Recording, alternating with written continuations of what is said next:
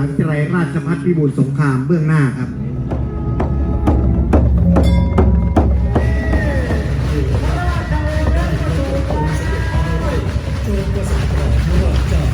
มหัศจรรย์จึงบังเกิดทรงประทับอยู่ที่พระราชวังจันทร์พระเจ้าอยู่ในน้องกษัตริย์พม่ายกทัพมาตีกรุงศรีอยุธยาโดยยึดทัพบ้านหลวงเมืองตรา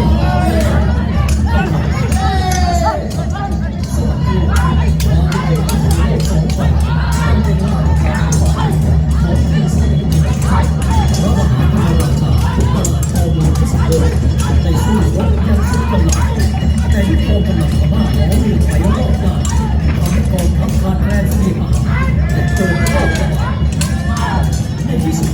พระมหากษัตริย์ทรงจำลองกลายเป็นพระผู้เล่นพระเจ้า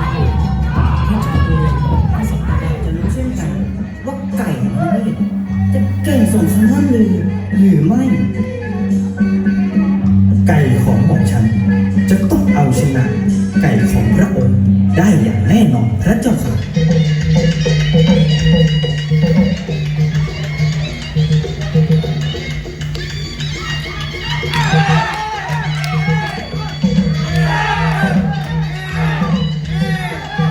ของพระนเรศแม้ตัวจะเล็กกว่าแต่กลับตีชนะไก่ของมังสามกีจนคอหักล้มทับพ่ายแพ้ไปซึ่งสร้างความโกรธให้แก่มังสามเกียรติยิ่งนัก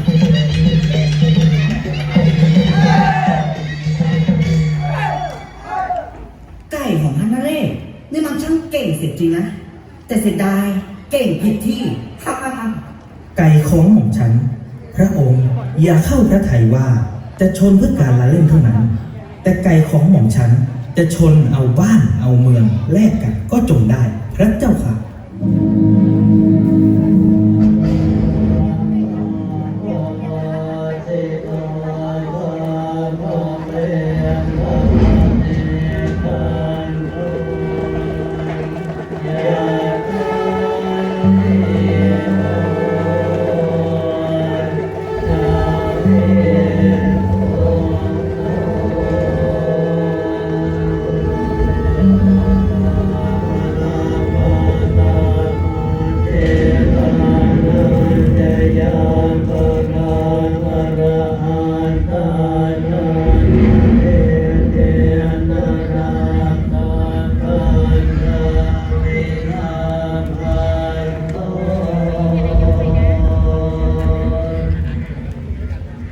ดับเย็นคู่บารมีไซ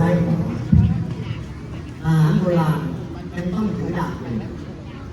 คุ้มครองมหาเถรกันต่อและจะมีพิธีอัญเชิญพระแสงปืนผู้ชาติขึ้นบนเวทีน้อมรับเครื่องสักการะสร้างปัตตภีนี้ให้เป็นหนึ่งเดียวกันหมดสิ้นแล้วความขัดแย้งความก้าวร้าวที่เคยไม่ถูกกันทะเลาะกันจะหมดสิ้นไปนับแต่บัดนี้เป็นต้นไปดับเทียนสัตบันเขาแห่งเทวดาที่เจ็ดดับเทียนวิปัสสีดับเทียนขาเวลาทอง16 เล่มดับเทียนธาตุขันธ์ทั้งสี่ดับเทียนนวะโลกุตระธรรมขอให้ทุกโศกสัพพะเคราะห์สัพพะโศกสัพพะโรคสัพพะภัยเพราะอุบัติเหตุใดๆสัพพะเคราะห์ตัวนอกสัพพะเคราะห์ตัวในจงหมดสิ้นไปผ่านพ้นไปด้วยเถิดมอบให้ท่านอธิการบดีทำเป็นแก่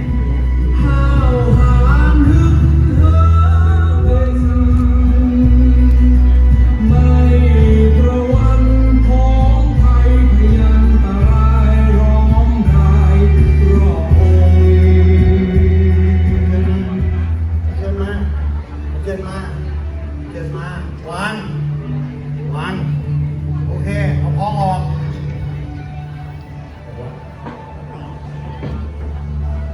พระซื่อมือท่านทรงเมืองแห่งพระราชวังอย่างนี้ตรงตามกับความศักดิ์สิทธิ์ความร่มเย็นโอภนาความสุขความเด่น